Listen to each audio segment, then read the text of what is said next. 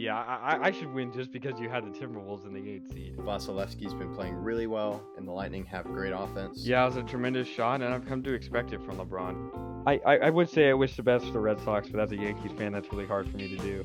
The biggest addition to me is Jalen Brunson. Aaron Rodgers is Aaron Rodgers, and that's all I have to say. He's still a top 5 quarterback in this league, and there's nothing really anyone can do about it. Why'd you have to name him? Like, seriously. Thanks, man. Who would have thought 5 years ago that the Clippers and Nets would be facing in the finals? How is Joe Burrow going to get the ball to them if his butt is already on the ground? Crazy. And for the fans at home, Hello, I'm Cy Mendenhall, and you're listening to Outsiders Opinions with Kevin and Austin.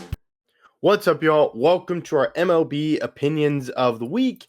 And as spring training is here, the season is almost here, but this is also one of the years with WBC, Austin, which the World Baseball Classic. And we had it a few years ago, and I would say it was fantastic. It was wonderful to watch that. However, there were some injuries, specifically to Edwin Diaz. Yeah, I'm worried about pitchers more than I am hitters. I think for hitters, it actually could be beneficial. It happened 3 years ago. I think WBC is every 3 years. So it happened in 2023, I believe. And now it's happening this year in 2026. There's a good bit of teams in it. I think there's 20 teams in it, but 5 in each group. And there's a lot of MLB players that will be participating. The U.S. team is stacked. The Japanese team looks to win it again. South Korea is pretty good. A lot of the Latin American teams are pretty good. The Dominican Republic team looks really good. The Mexican team looks really good. I mean, there's a lot of good teams out there. I do wonder, however, for pitchers especially, how they will navigate or how MLB teams will navigate the start of the season. Because you don't want your pitcher, your star starter, your ace, to be under any sort of extra stress that may come from a intense WBC run.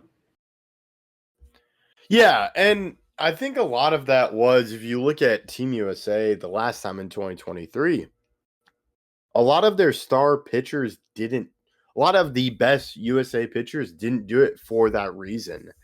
And I think that was it was a new thing. And I think some still opted out. And there was also insurance that I haven't read too much into, but the insurance is something to where you, some teams aren't willing to pay that. And I'm not exactly sure about that, but some players didn't do it because they didn't get the amount of insurance that they wanted.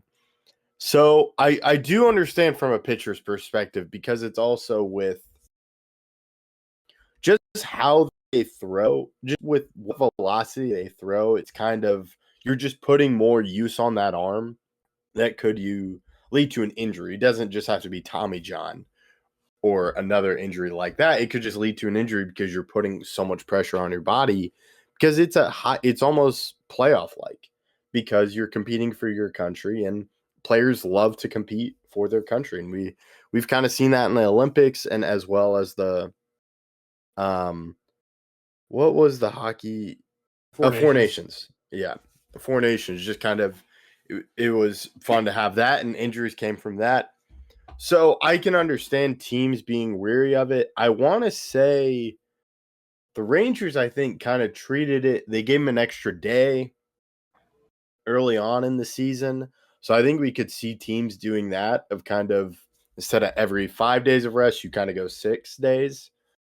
I know that was something. But that's hard, though, to do with your ace. It's hard to say every 6 games instead of every 5, right? It's hard to do that because you win so many more games usually when your best pitcher is out there.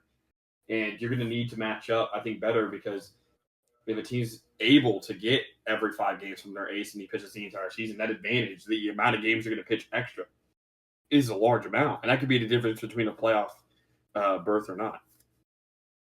Yeah, so I think you do it kind of every 6 for maybe the first month of the season, then you could get them back, get them going. But it is difficult. So, and it is weird. I don't know if there's a better time in the MLB in the year to do it. Well, I think I MLB is, but it's you still have like Judge playing in spring training, and there's still some other guys playing in spring training. And then in March 21st is the championship game. So it's March 4th to March 21st. That's 17, technically 18 days if you include March 1st and March 4th and March 21st. But that's 2.5 weeks of just extra baseball you're going to have to play. And to get to the final, so every series, quote unquote, is one game. So all the rounds are going to be just single elimination. But at least what I understand. But to win it all, let's say if you're the U.S. or Japanese, like what a perfect situation looks like, where you have 3 games in your pool, then you have the quarterfinals, the semifinals, and the championship. So that's, how many is that? 1, 2, 3, 4, 5. I think it's around like 5 or 6 extra games added on to spring training that you wouldn't necessarily have to play. Now, your starter should only pitch in one of those games, but I do think that again, the extra stress that could happen because of the intensity of those games. Like, you don't want a situation where one of your starters pitches in the semifinal game, and then because it's a serious game, like Ohtani did in 2023, and he tore his he had Tommy John recently after that, like not that long after that. Like during the 2023 season, he had Tommy John, didn't pitch all of 2024, and then came back in 2025 and pitched. So I think there is a genuine concern regarding those extra games because Ohtani closed that game. He closed the final. He struck out his teammate at the time, Mike Trout. And you don't want a guy who starts, let's say, pitches 6 innings in the semifinal, and then a couple days later pitches in the final to close the game. Like, that is extra stress that you wouldn't need. Now, if it's just one start, I think they'll be okay. But in a situation like where you're one of the aces on the team and you're expected to pitch in a big moment, even if you're a starter, I think that can add extra stress. And I don't think that is non-worrying for the MLB teams that are sending players to this event. Yeah, I can see the concern from teams, but I think a lot of it is it's a good preparation for hitters, even pitchers as well. But there is that I think you're always going to have that thought with a pitcher just doing pitches that aren't part of your season. It's the unnecessary stress they're putting on their arm. Do you think any MLB teams try to, like you said, like somehow to give a lot more rest to their aces during the season? I think so. I think some teams try it, and this could be a unique approach some teams can try. And there was always like the opener, but I don't think you see that, but kind of giving that, maybe you add another rotation spot so you kind of give everyone rest to build it up.